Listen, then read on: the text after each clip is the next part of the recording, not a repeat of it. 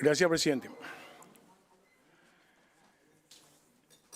Creo que se habla del problema del norte del país. Sin embargo, yo creo que este es un problema nacional. Entonces, ese es el primer enfoque en el que deberíamos realmente ponernos de acuerdo. Pero justamente vamos a tomar el tema del norte y yo creo en primer lugar, y para empezar a hablar,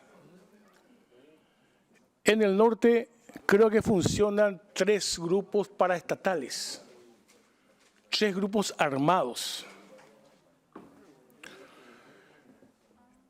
Se puede citar a los grupos que se dedican al secuestro y a los asesinatos. Después está el grupo vinculado con la producción y comercialización de la marihuana, cosa que yo reivindico el tema de la marihuana. Y después está el tema de los sicarios organizados a través de la droga pesada, como lo llaman. Entonces ahí yo creo que nos lleva a la segunda reflexión. Paraguay ya no es solamente un país productor de marihuana, y hay quienes sostienen que el Paraguay no es solamente ya un país de tránsito de la cocaína. Hay quienes sostienen de que en Paraguay se produce la cocaína y que los elementos para producir la cocaína sí vienen hacia el Paraguay. Estamos hablando entonces de un escenario realmente complicado. ¿Y qué necesitan estos grupos criminales?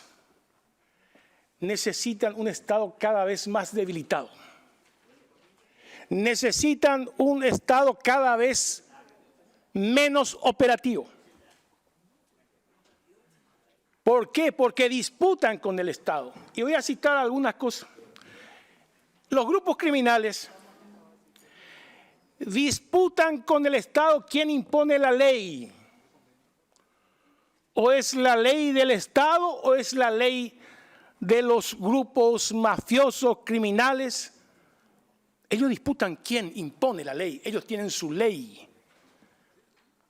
En segundo lugar, es una disputa también cultural, porque esta gente finalmente se relaciona con la gente común. La gente común que no tiene trabajo, la gente común que no puede vender su producción, la gente que finalmente está marginada. Es un resto dentro de la población del país. Y abandonados por el Estado y con el terror y el miedo, estos grupos criminales se vinculan con esa gente y hasta, entre comillas, les protege a cierta gente. Esa es una disputa que hay con el Estado. Entonces la pregunta es, si está el Estado paraguayo realmente en condiciones de enfrentar a estos grupos criminales. ¿El Estado tiene la capacidad para enfrentar a estos grupos? Un Estado atrapado por la corrupción, vulnerado por la impunidad, sin resortes institucionales, yo no creo que tenga esa capacidad. Lo digo más claramente, no tiene la capacidad ni para mejorar su sistema de seguridad, porque finalmente cada comisaría puede tener sus patrulleras. Pero si no hay un efectivo y consistente trabajo de inteligencia, no hay ninguna posibilidad de enfrentar a estos grupos. Entonces, si el Estado no tiene la capacidad porque está atrapado por la corrupción, la impunidad, sus instituciones, yo no creo cuando alguien me dice en 60 días vamos a resolver este problema. No creo en las frases rimbombantes que, no, son todos los agroganaderos, la clase política.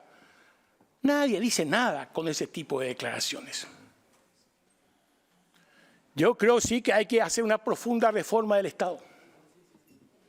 Una profunda reorganización del Estado y viendo una estrategia a mediano plazo para enfrentar a estos grupos del narcotráfico y los grupos criminales en general. De lo contrario es humo. Y esa reforma debe empezar, por ejemplo, por una profunda depuración de la Policía Nacional. Debe empezar por una profunda depuración del Ministerio Público. Debe ir por una profunda, pero profunda, renovación y depuración del Poder Judicial. ¿Quién lo hace? El presidente de la República, Mario Abdo Benítez, es el principal responsable de la falta de liderazgo y de la falta de promover políticas para hacer cambios drásticos, radicales en el Paraguay, en este su periodo de gobierno. Y los gobiernos colorados en general. Por supuesto, si a la cabeza del Ministerio Público está la señora fiscal actual, la señora Quiñones, no podemos esperar cambios radicales. Y también acá tiene que entrar el papel del jurado de enjuiciamiento de magistrados, del control del lavado de dinero, el control en las fronteras. Imagínense que hablamos y en este país no hay radar. Hablamos y hoy no sé si se va a aprobar el proyecto de ley sobre escáner.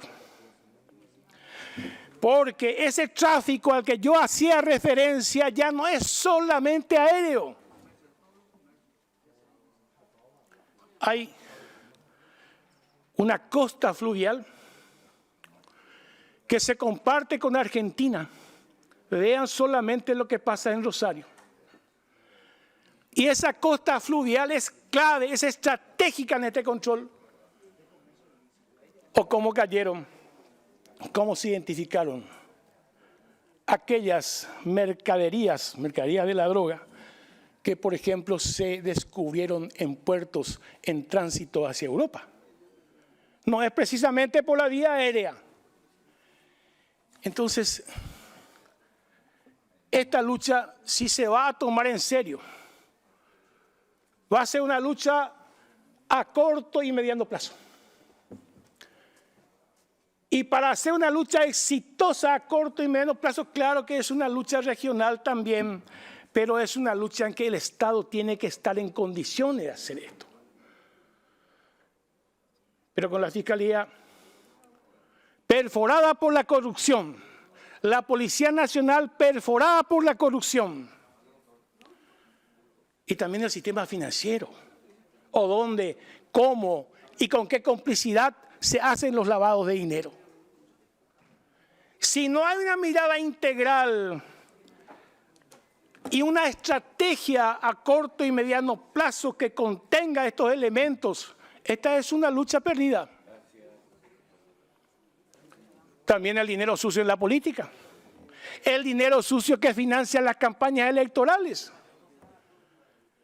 Claro, el presidente de la República no se interesó en liderar un proceso de reforma radical del Estado en estos términos. La reforma del Estado no precisa necesariamente de un cambio constitucional. Pero acá cuando hablamos de reforma del Estado hablamos de la cantidad de funcionarias y funcionarios que tiene el Estado. Pero no hablamos realmente de la incompetencia de un Estado enorme, de un Estado gigante, pero absolutamente débil e intrascendente para combatir la corrupción, para combatir el narcotráfico, el dinero sucio y a las mafias en general. Termino reafirmándome en esta idea. Esta es una lucha a mediano plazo. Para encarar esta lucha a mediano plazo se necesita de una estrategia a mediano plazo y para llevar adelante esa estrategia de mediano plazo se necesita una reforma radical del Estado. Gracias, presidente.